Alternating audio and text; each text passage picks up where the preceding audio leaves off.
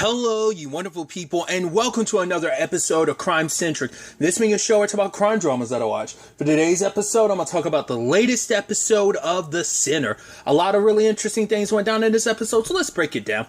Well, first and foremost, we're picking up after the revelation last episode where Harry and Meg found Brendan's body. Obviously, this is a homicide because a bullet is in his head, but the locals aren't handling things anymore. Now the Portland police are now taking over jurisdiction of this situation. And I really like that this episode really had because you are kind of suspicious of Meg earlier points in the season, but now it's no, she's actually helping Harry because she's just as dedicated to figuring this whole situation out, figuring out what happened to Percy. And so they're kind of working together. Meg's kind of off doing her own thing, kind of collecting some information while Harry's doing it in some cases on his own, but a lot of times they're collaborating throughout the episode because they decide to go see Brandon's mom and wife later on because Harry found nicotine gum in Brandon's pocket, and it's the same brand that was at the camera that caught Percy and that shadowy figure. The same nicotine gum was found in that place too, so he's thinking there's some connection there. So obviously some tea gets spilled because in the sense that his wife was kind of oh no, Brandon's out banging other people. Brandon's mom didn't appreciate it because obviously, Meg is coming from the perspective of right, I know what it's like to kind of be going through what you're going through. But then she starts accusing oh, do you know, could there have been something between Brandon? Brandon might have been that person on the tape, on the camera. Could it be possible that there's something there? But in the moment, it's well, you start accusing my son and he's dead. Oh, here you are with your BS. It's once again, that thing of the Muldoons kind of always get what they want. So that's what kind of comes up. And she's just, get the fuck out of my house, essentially. So, but, because obviously Harry did wonder, right, Valerie, could it be the name of one of the women he might have been sleeping with? So it's but his wife simply says, if you're going to look anywhere, you most likely should look in the direction of talking to a second mate. His second mate would most likely have any information about what my husband was up to. So, but at the police station, CJ's dad Mike is getting brought in because it's where Brendan's ship was, Mike was in that general area too. So it's okay, so what's happening there? So what ends up being the case, it seems they are looking at him as a potential suspect, especially considering he's had beef with the Muldoons as well as Brandon's family too. So it doesn't look good for him. But then you have Harry saying no, you got the wrong guy. This looks like a professional hit. This was premeditated. That isn't who this guy is. Lou didn't appreciate it though because it's right, this isn't our case. This is Portland. But Harry's no, you got it. We started this. We can finish this. But he was no, Harry, I appreciate all that you've done, but you embarrassed me just. And at first I was Lou, are you doing? But it's no, I guess it's Lou. It's I already get looked at a certain way, and I think with this case and you doing that, embarrassing me like that in front of Portland, it makes me look look more inept at my job. So Harry crossed the line, but also for he could have easily been oh yeah, waited till once again it's that thing that he's kind of pulling the trigger a little too soon because he's right, he doesn't want to see he doesn't want to see because Mike's and his family have already been they already have so much issues living here. It's already been one thing after another with, so it's he doesn't want to add more fuel to it because it's right, if he becomes a suspect in this, that means even more hell is going to rain down on his family because of it. So that's why I think he is immediately trying to clear everything. No, there's no way Mike was a part of this, but now he's kind of on the outs of the investigation. Which is interesting, and I think this speaks volumes that Colin's immediately yeah, we should try and get those rights or whatever from Brandon's family. And even Meg's wait, Brandon just died. How can you be talking about that? He's well, I'm looking towards the future about the business because Sean is talking about how are we going to this is already a failing business. How are we going to take someone else's failing business with money we don't really even have? But Meg points out, right, Brandon has something to do with it. It's he was there with Percy, and it's how you know that? Oh, you're hanging around Ambrose again. Come on. That, it's right, that girl, that's not our little girl that went to the mainland and came, like she went to the mainland as our little girl, but she came back. We got to kind of just move on. We'll maybe never know why she did it, but obviously for Meg, it's like, but how can you be like that? Like, the fact is you're so quick to move on. Like, shouldn't it? Percy was so important to you, but I guess it's like in his mind, it's like, oh, she's dead to me now. But it's like, why would you? Why that for her? It's like, why is no one else fighting as much to find out what happened? And it's like, well, people potentially handle grief in different ways, but I'm also like, it is interesting that he is moving on from it so much. Like, in previous situations, it's like the moment you thought CJ had anything to do with Percy going missing, you guys jumped on it. But now that she's like, hey, there's a situation Brandon might have been, like, you're not even jumping on it. That's what's different about the situation. And that's what, like, strikes a chord with Meg of, like, why are you not, like, more in an uproar? Like, why aren't you searching for answers just as hard as I am? But Harry ended up meeting with the second mate, and ended up finding out, like, the guy's from Honduras, and obviously, like, his status, and, he doesn't want to cause too much trouble, because, he had talked about, I think he said he was, like, a paramedic, but, I think specifically in Honduras, but he talked about, like, why he had to get out of Honduras, like, he said, like, oh, it's, like, the murder capital of the world is what people call it. He's, like, at least one of them, because I think Chicago also gets that, like, that titling, doesn't it? I could be mistaken. He talked about a time Brandon came over with some lady, and the moment that lady got introduced and we never found out her name, it's like she was one. He's like, yeah, she doesn't want to go to a hospital, and she was nervous and scared. I'm like, are we? That was immediately where I was like, are we doing a human trafficking situation? That's what it seemed like to me. I'm like, this reeks of human trafficking. But what was interesting though is Percy ended up showing up, so it's like she was following Brandon, and it's like, I guess because Brandon's probably been lying about why him and Percy broke up. Or at least leaving out some details of, like, maybe because it definitely seems like at first, because we saw Brandon and Colin, like, arguing at the funeral or at the, like, that little thing after they found Percy's body, kind of a wake, or more so like I don't know what you call those. It's kind of like the after the funeral, or maybe it was before the funeral type of thing. I don't know. But they were arguing. They showed it in the recap, and you're like, so is he neck deep in this as well? Is that why Percy was, like, looking into Brandon, because she was also looking into Colin, maybe? I don't know. I don't know. But it definitely seems like he's neck deep. And it don't just seem like it's him. It seems like it's Sean as well, because Sean calls up Colin later on. I figured Colin was probably going to be, but I didn't expect Sean to be as well. I wonder, does he not know there's a connection with all of this? Like, connecting it to Percy? Or maybe it's just his own guilt?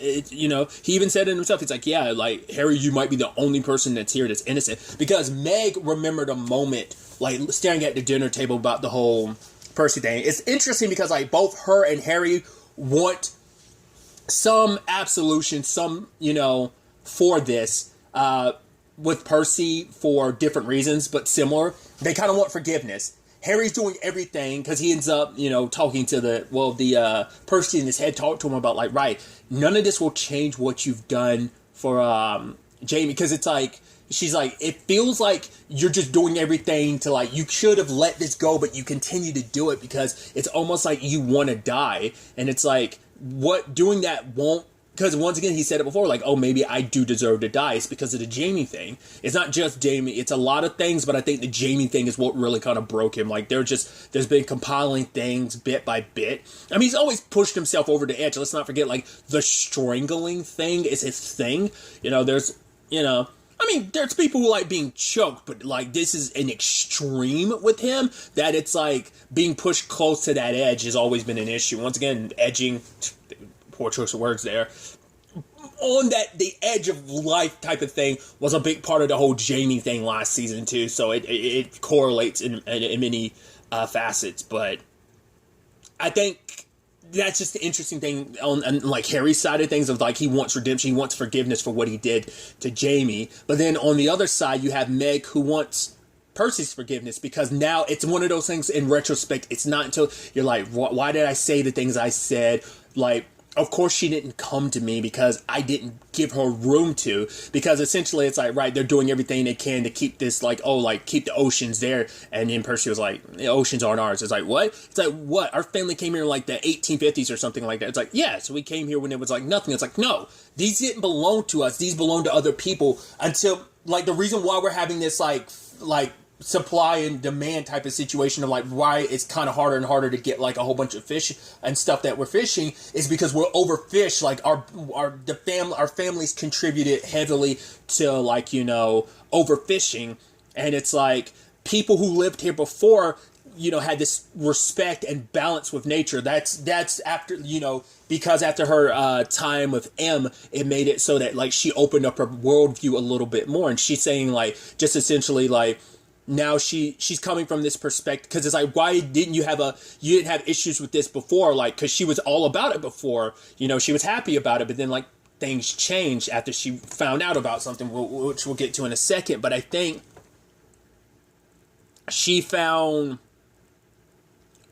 this balance now, and she wants to, like, right, be more in tune with nature. And obviously, you know, Meg said some hurtful stuff of like, right, get back your room, get back all the food, and, you know, yada yada yada. And just when present day Meg closed her eyes, it's just like, I wish I could take it back. I wish I'd give anything. But it's like realizing, like, she pushed Percy away, and it's just like she needs to solve this because she feels like she owes it to Percy. It's like, right, I was supposed to take care of you and I wasn't there. You were in need. You were asking for help. You were trying to get me to listen, but I wouldn't listen. And if she'd give anything to go back and be able to change things, but she can't, you know?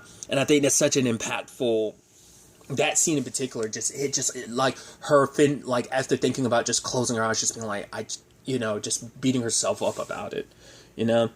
Because we know, like, whose ever death it was is what sent Percy down her spiral. But obviously coming back, you know, M helped her find some balance.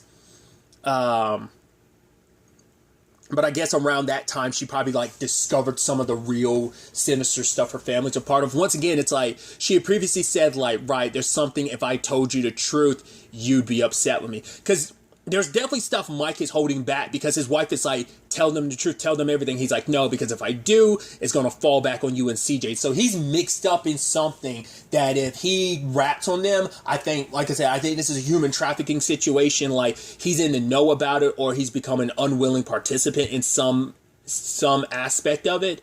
And so because of that, like, maybe he transports the ladies, and that's why he was out there potentially meeting with Brandon, was because of something like that. Because I think they were initially shutting it down, but Brandon kept the operation going for whatever reason, because I guess it's like, it's money in your pocket. Once again, if it is human trafficking, it feels like we in there, especially later on when Harry finds, like, that backdrop and like they were like a photo shoot. Like, it's like, yeah, that's some, and the way that place looked, there was like the little bunk beds and it looked like a little toilet. Like, oh, that definitely, it's leading heavily into some human trafficking type of stuff. But I think Mike has his own role to play in it, and he doesn't want, like, who's ever behind all this to, like, make them pay for it. Or maybe it's like, if I go, because even she's like, if you're a part of, like, he must have some minimal part that he wouldn't necessarily get in trouble for telling all, like, he is some unwilling associate to it and not directly involved, maybe.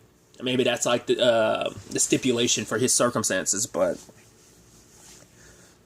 whatever the case may be, like, he definitely doesn't want, because part of me wonders, is it something connected to CJ too? Because once again, his mom was so like, get away from Percy. It's like, what is it? Like, I've thrown out my theories about it, but now I'm like, potentially, like, could there be some correlation between, like, the mole dudes and CJ, and maybe that's what it is, that, whatever, like, is it the person's death? Was that someone, like, was that, like, maybe it's not even, like, 100% well, it could be a human trafficking thing, or it could just be like we're legally, like, we're kind of like coyotes on, like, you know, coyotes will sneak people across the border type of situation. So maybe there's a similar thing in this regard, and maybe that person that died that Percy remembers is someone related to CJ, and maybe that's why, like, her mom has, like, such a vendetta. Like, it's like, right, like, this person accidentally died because of you or your family, and so, and maybe it's a situation where they take advantage of like bringing people in, and it's kind of like, cool, you work for us. I don't know. It can still borderline on it. Maybe it started off with altruistic side of things for Mike. Maybe it's specifically family related, but then it spiraled out into becoming like a potential human trafficking thing. So, because CJ actually saw something, he ended up seeing that the two men beating up Brandon, telling him like, yo, we told you to stop, because he wanted to get some dirt on the Muldoons and them, because he was tired of his family being pushed around, and he was hoping to follow them and get some dirt. But he made it clear to Meg, it's like, yo, your sons are neck deep in whatever it was, Brandon. But she was like, no, like if they were into something like that, I would know. It's like, you didn't know everything that was going on with Percy, so who's to say you really know your sons as well as you think you do? And so I guess whatever this side business is, it's been what they've been using to keep the Muldoon family afloat. They've been trying to keep that legacy alive for her sake. And it's just, I think it's one of those things like, it was meant to be a small thing and it just spiraled out into so much more. And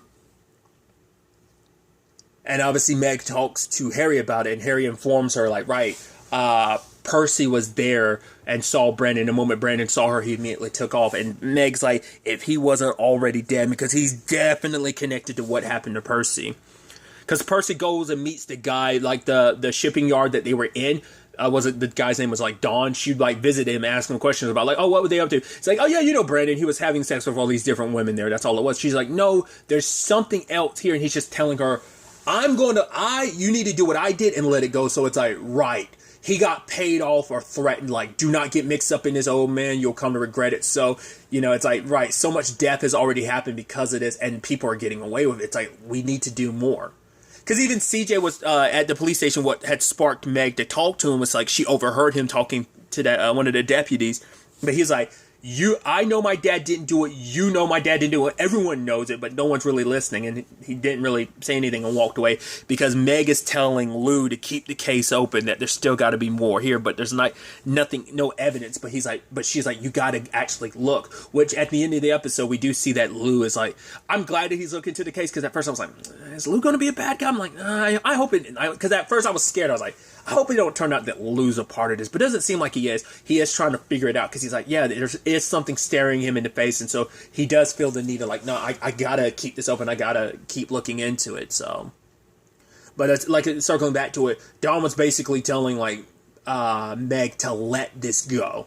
So, but Harry at the shipyard found the Valerie, and like I said, had all that potential like human trafficking stuff associated with it. But the guys involved end up finding him. He was able to get the upper hand on one of the dudes. I think it speaks volumes. He could have killed the dude, but he decided not to, because it's like, right, you're a witness, like you're mixed up in all of this, and if you die, we can't get any answers. But also, it's like, things will probably look bad for him if it turns out like, oh, you murdered a guy, suspect or not, even as a civilian, you're not even a police officer right now, so. Really quickly, I was just thinking about it. There's a line in this I thought was kind of interesting. It's like, oh, like, he can never get the grill to work, and he's taking it apart and put it back together again, like 3 times. And she's like, oh, the 4th time's the charm. I'm like, oh, that's funny, because it's the 4th season and everything. So I don't know if I'm thinking too much about it, but I just thought, I was like, oh, that seemed like such a peculiar line to just say that. It just made me think about it. Because it's like, oh, 4th time's the charm, huh, Harry? But nevertheless, Harry just cut the dude's, like, I think Achilles heel or something like that. Problem with kind of going off on your own investigating, and because of that, they ended up burning down the Valerie. So, like, whatever evidence might have been there is gone, so that complicates things. Luckily, Meg showed up, but the problem is, the guy saw it was Meg. He didn't do anything, and I think that speaks volumes, because this might not be their operation. This might be Colin and Sean's. Or at the very least, I feel like it's got to be Collins. You know, and I think that like whole wanting like the whole religious angle, maybe that's why he got really deep back into religion, because he wants forgiveness for being neck deep in all of that. He wants forgiveness for his mistakes, and he found God again. But now it's like, right, they still have to clean up from all the mishaps. So it's like, are they directly involved with what happened to Percy? Maybe, maybe not. Like Colin just seems the most suspicious of the bunch. We'll have to wait and see. But the fact is, they saw Meg. They could have easily probably killed Meg, but it's also she's a Muldoon. That would have drawn too much attention. It's like this whole Percy thing already drew too much attention too. So that's probably why. But I also think because her sons are neck deep in this, like they know not to kill their mom, and it's like, right, we got to fix, because Sean, like I said, calls because there was a payphone ringing, and Colin goes over, and I think it was Sean calling him to be like, yo, mom brought that detective over, so they're going to be putting their information together to figure out like what's going on, and once again, all that evidence is gone now, so it's definitely going to be interesting to see what ends up happening next. There was sad news that came out yesterday. Is that, and they clarify it too at the end of this episode. You know, I didn't watch the promo, but I'm just curious whether they said it or not, and it's a yes. USA Network is not bringing the show back for a 5th season. This is going to be the final season. It was a recent decision. It's a whole thing about like, right, they're moving away in certain regards from, this is like one of the only other scripted shows they have on television currently, aside from the Chucky thing, but that's also on Sci-Fi. But they're moving more towards like unscripted stuff. So, these next 2 episodes aren't just the last 2 episodes of the season. It's potentially the last 2 episodes of the series as a whole. We'll see in the aftermath of how everything plays out. It's an anthology series, so this series could legitimately end at any point in time. But depending on how this will end, will make me wonder about a 5th season. So we'll have to wait and see how this season wraps up. Well, the series wraps up, and whether it's enough of a spot. Like they end conclusively enough, but there's still open enough stuff that you still want to fiddle around with, you know, storyline wise and stuff like that, especially when it comes to Harry. So, like I said, we'll have to wait and see what the final 2 episodes have in store for us to see how this all wraps up. Either way.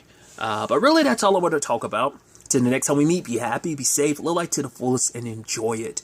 Good day, and goodbye.